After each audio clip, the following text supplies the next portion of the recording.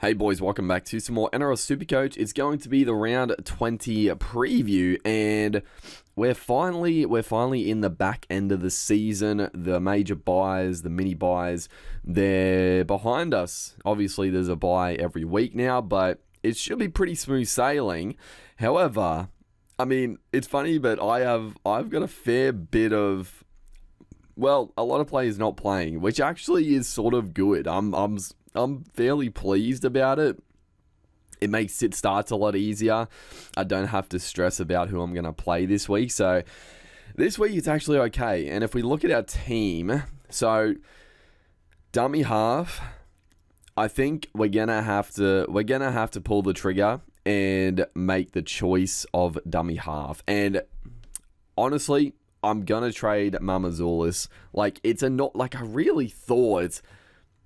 When I saw, obviously last week, Savala was going to miss a couple of weeks, I was like, you beauty. Sanders Smith for a couple of weeks, that's fine with me. I'm still not really sold on who I want at dummy half. I don't think it's that big a decision. Like, I don't really care. I know Brayley's killing it, but like, I wasn't really fussed on trading yet if I didn't have to. But with no Savala, they've gone with Chad Townsend to partner Sammy Walker. So a little surprising, I've got to be honest. So Sanders Smith not in the extended squad. Well, he's in the extended squad. He's not on the bench, not in the halves. So not playing. And then Pete Mamazoulis is on the interchange bench. And yeah, I mean, it's time for him to go. If he was playing 80 minutes, honestly, I'd be content with taking like a 40 to 50 from Mamazoulis. But it's time now for Mamazoulis to go. Yeah, gets rid of the AE dud problem, and yeah, I think that's fine. Front row, we got Terrell May, we got Lindsay Smith. Obviously, no Payne Haas this week, which again works out okay because of the injury. It'll be nice for him to get a little bit of a freshen up. I'm happy to play Smith and Terrell May. I mean, I'm not expecting Smith to score another try, but if he can just pump out like 50 points, I'll be content with it. That's fine. Back row, Eli Qatar, Colin Matangi, Angus Crichton, and Viliami Kickow. So apparently Kickow was sick before the game. Like he had an illness before the game. It would sort of make sense because he looked like he was struggling, right? Like he's looked pretty fit all year. Like he hasn't really. There's been times throughout his career where he hasn't played 80 minutes and he's looked a little bit shoddy, but he's looked good this year. He hasn't looked like he's been struggling for 80 minutes, struggling for fitness. So it was a strange game that he went off and wasn't really involved. So if he was actually sick, it does make things a little bit, yeah, it makes things make sense, basically. And that's good signs going forward. Especially this week because I'm happy enough to play him against the Dragons and hopefully he's fired up. Bradley does retain a spot on the wing, so I mean, in a pinch we could play Bradley, but I'm happy enough obviously not to play him. Dylan Lucas is gone for the season, so he is a trade out, but we don't have to trade Lucas this week because we'll get into it in a second. But if we trade Lucas, obviously, we're going to trade him to another gun keeper. So then we bring in another gun keeper. We have to then drop another decent player. Like, if it's in the back row, we have to drop one of our back rowers. So is it really worth it? Probably not. At the moment, I'm happy to just sit on Lucas this week, I think. The halves, Nico Hines, Jerome Hughes, that's fine. Obviously, the bombshell this week with Nathan Cleary getting rested. I thought for all money, I was probably going to be bringing Cleary into the side, but yeah, rested, which works out well. People that went last week have been a little screwed over. So yeah, completely fine with that. I was probably going to go on the flex anyway with Cleary. I wasn't going to trade Hines. Hughes potentially, but yeah, would have been a choice. Jaden Campbell, fine. He's fine to rock as our number 158. I've got no qualms there. King Tongia, he is definitely a guy to go. So yeah, King Tongia, definitely a guy to go. I still think I'm probably just going to nuff him. I know the temptation there is to just bring in a tenor Boyd. It frees up a little bit of cash, But then obviously the benefit of Boyd is that if something happens to Campbell, then sure, I've got a number there and I can play Tanner Boyd. But I don't know, is it really worth it? Like, if something actually happens to Campbell, I'm probably just going to trade him to another gun 5'8 anyway. If it's only a week, then I'm happy enough to take the AE, the free loop. So I still think I'm just going to nuff out King Tongia. I just don't see the appeal of getting in Tanner Boyd for me personally. But I don't know. I'm probably going to do that, but we'll see. And then the centre wing, Herbie, Nwaganitawaze, Garrick, Kiraz, all staying. Zach Lomax as well. They're the keepers. Karapani on a bye this week. Then he does have... he's still only got a 71 break-even, so there's definitely potentially more money for Karapani than he comes into Para and South. So, personally, at the moment, Karapani will be holding him for 21-22 and then deciding what we're going to do in round 23. Again, he could be a hold for the season. He's got some good games. Like, other than that, like Dolphins, Cowboys, even Newcastle, I think is still pretty good. Taking on Storm twice, not ideal, but you don't have to play him against the Storm. So it works out fine.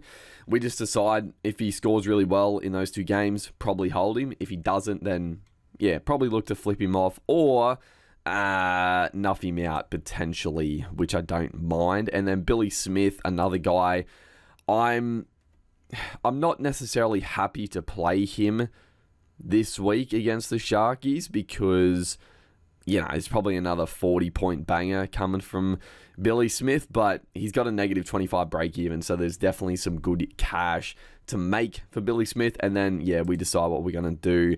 I think, how's their draw? Yeah, Sharks Melbourne. After this week, it's probably time to get rid of Billy Smith, but we'll work it out. We'll see what he does this week. And then our fullback, so Tedesco, Drinky, they're probably just going to hold for the season, especially Tedesco. But I think Drinky, we're holding him as well. He's averaging 80 points. Tedesco, you'd say is having one of the best comeback years of all time. And then Drinkwater's averaging 8 points less than him. So he's killing it as well. He's just had a few more dud games thrown in there, but he's also had some bigger ones. So I'm happy to hold Drinky. Pappenhausen is... This is what, part of me, it sort of works out that Cleary is rested, but the other part of me is if Cleary was playing, I would have just gone Pappenhausen straight to Nathan Cleary. I wouldn't have had a issue. I wouldn't have had a second thought about it. I would have just gone straight to Cleary. But now the question remains, what do we do? And I probably do think Pappenhausen is a trade out. I do like the idea of getting in Edwards. The Storm, he's missing a good game against Manly. They got some good games, but it is a toughish draw on paper. He could come out firing if he's goal kicking, but that's the thing, with the calf issue, does he goal kick? Nick Meaney has done it for, he's done it very well. He's done it for a long time covering Ryan Pappenhausen, so there's every chance if Pappy's not goal kicking, I think he's an automatic trade. He's just not, he doesn't have that upside in him without the goal kicking at all, in my opinion. So I think Pappy is a trade out. It's just a bit of a pain that Cleary is rested. I do like Edwards though. So before we do anything, I think let's just get in a dummy half. Let's just do that. So Mamazoulis, he can go, and there is a temptation to bring in Blake Brayley, but I'm not going to do it. He's come off the back of 3 tons in his last 4 weeks, basically. He's been on fire, but it's not so much that the bubble's going to burst, because I do think he's finally decided that he's a good runner of the footy, which is very handy for Supercoach, but I just think for a bit less money, Connor Watson and even Harry Grant are just preferable in the position. So yeah, any other like Jeremy Marshall King tick under 500k, but just the fitness of Marshall King always worries me. Yeah, it's out of Connor Watson and Harry Grant. I don't know. It's probably just Connor Watson. I think Connor Watson.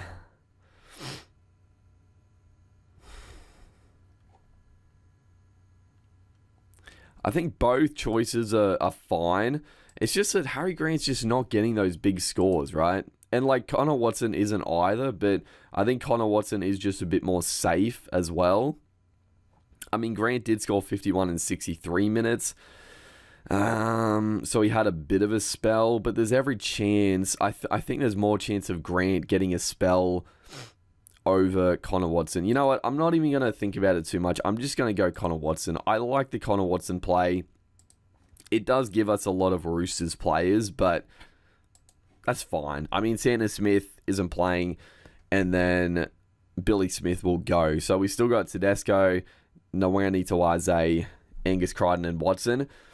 It probably does feel like a few too many Roosters players, but it's not the worst. I don't hate it. Now, the second trade, and I'm happy to do another trade because we're just pushing for basically the final team, and then we'll have a few trades to work with as pods and injury affected trades, this and that. Like we've only got a few trades to really make. Now, the question, I mean, originally Dylan Lucas to like Tino. I think Dylan Lucas to Tino is a bit of a slam dunk. I don't have to get in Tino this week. I'm happy enough to wait on Tino another week. He's going to start making a bit of money, but he's still at a really good price. He's not going to skyrocket in price. So I'm happy to wait on Tino. Obviously, with the no dummy half again, also Pappenhausen being out again, there was just a few extra like priority trades. For me, it's either nothing out King Tongia or trading Pappenhausen to Dylan Edwards. And the only issue is if we go Dylan Edwards. Now, I don't think Dylan Edwards kicks this week as much as I would love it. Alamotti is obviously in the team, and I think Alamotti is just a better goal kicker. Alamotti's only in the team because Isaac Tungo is suspended, so it's a bit of a pain. But when Cleary comes back, is Cleary going to kick, or does Edwards continue kicking? So, yeah, I don't know. Honestly, I'm a little torn. But the thing I was going to mention, when Cleary comes back, I do think, I mean, he's not a must-have. And I guess at that point, you just decide out of Hughes, Hines, and Cleary. And if you even want Cleary, you probably do with the run coming up. But yeah, there is a part of me that's like, do you not worry about it as much? Like Dylan Edwards he's at a very good price. I think he's a little bit less than Pappy. He's coming off a couple of big scores. He had an injury-affected start to the year. He has been a bit underwhelming though. Like he is a guy that can get those 40 and 50s in pure base, but yeah, the tackle bust thing and all that, like the draw is just really good. Like South, Tigers, Gold Coast, even Newcastle, like it is juicy. It is juicy. And I do think Pappy is I actually do think Pappenhausen is a trade out because this ongoing calf issue is clearly more than just like tightness. Like he's obviously struggling with it a bit. They are saying that he's like certain to start next week, but I still worry, and the other reason why I wouldn't mind getting in Edwards is so then I wouldn't have to play Billy Smith this week. It's not the worst play of all time, but Sharks, Roosters, a bit of a tough game. I don't want to have a ton of Roosters against a pretty tough matchup. So yeah, I don't mind that on that side. I would like to nuff out King Tongia, but yeah, we're probably just going to lose a little bit more cash, and that's fine. The money isn't that important now. The guys we're bringing back, Tino is cheaper than Lucas, and I don't think he'll get more expensive this week. We've already got Connor Watson. Nathan Cleary is still expensive. We do need money for him, but we still got 100k in the bank, and we can still nuff out Tongia or nuff out Sandon Smith for that matter. So that's the only money we really need to make. The centre wing, we've got all the gun centre wingers. There's just a couple of other guys we could bring in at some point, but we'll be trading out other guns for those guys. So the money is sort of irrelevant. So it's fine. If Tongia loses another 30k or so, it's not that big a deal at the end of it. So yeah, I think Pappy, I'm just thinking, obviously Pappy could go to the flex and we could trade to anybody. And that's where originally I wanted to get Cleary, because I'm unsure about Dylan Edwards still. But if he's in flex, we could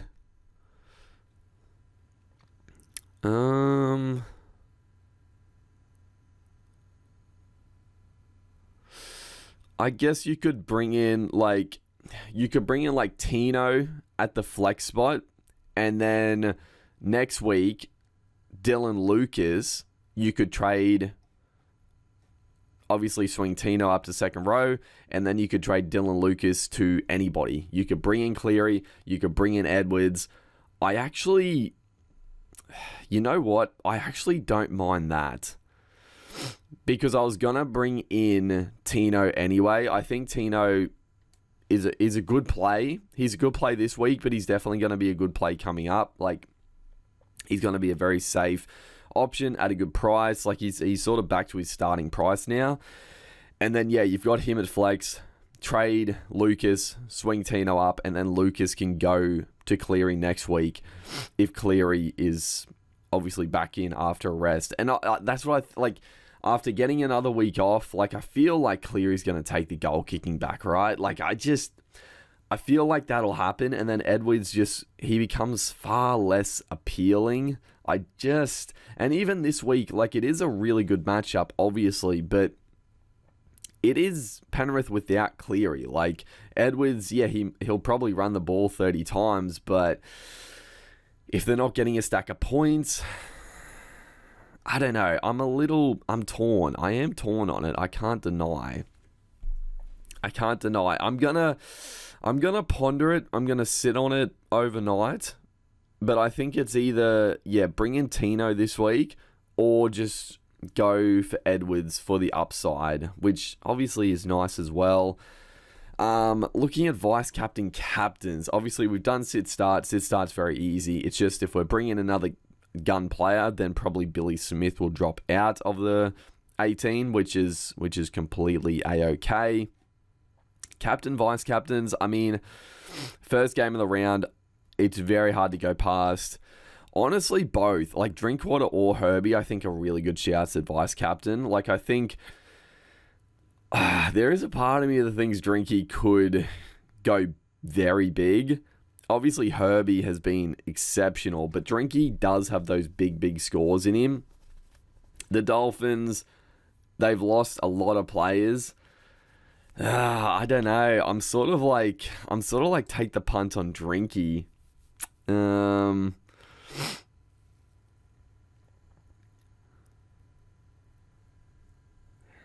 Yeah, I don't mind that. You know what, actually? No, you know what?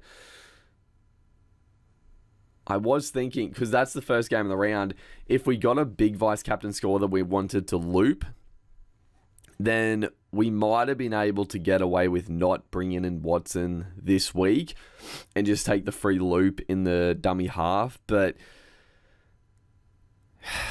fucking Mamazoulis on the bench. That's what kills me a little bit. Mamazoulis on the bench. I would much rather him not be there. But I still might do that. I honestly still might do that to save a trade in that sense. So, yeah, if our vice captain goes crazy, then potentially we do just still take the free loop.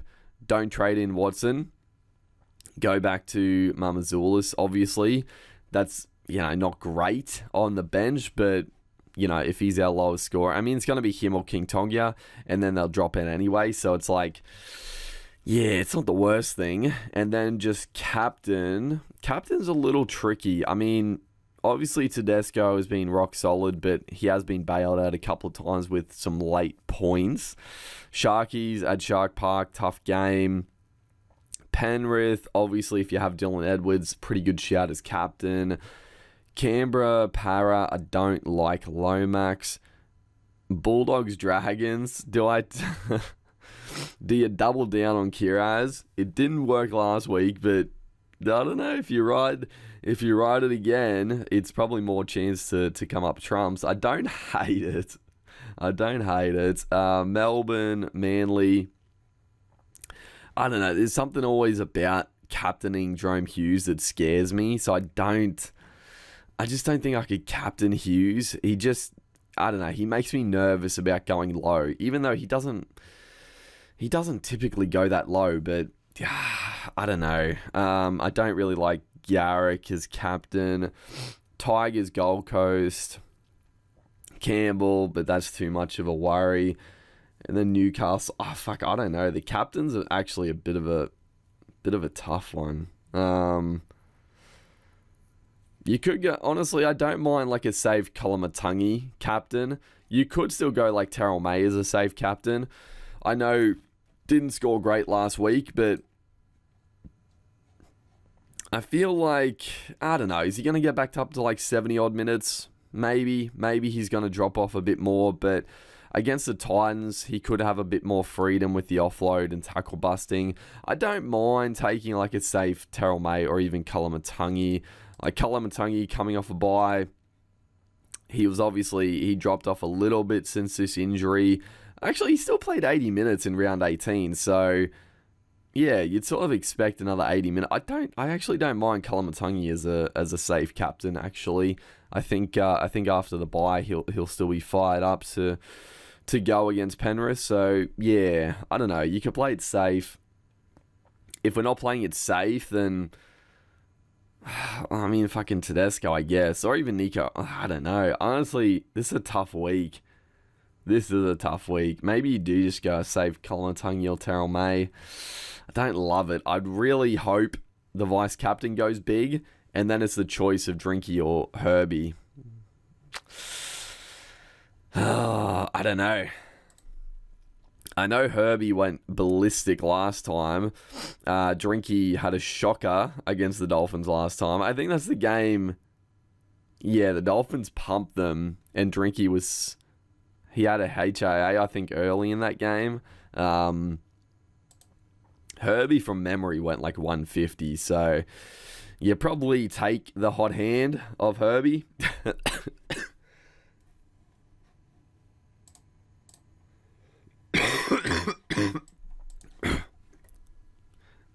Excuse me. Apologies. I'm back. I probably cut it all out, but my throat's been...